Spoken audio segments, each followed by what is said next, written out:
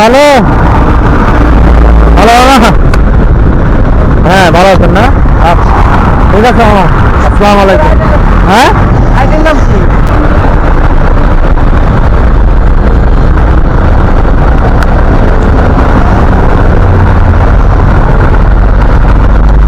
আপনার মোহাম্মদ জোর মাহমুদ।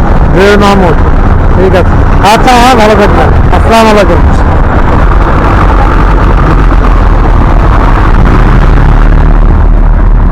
এই যে হানিফের মামা চলে গেল।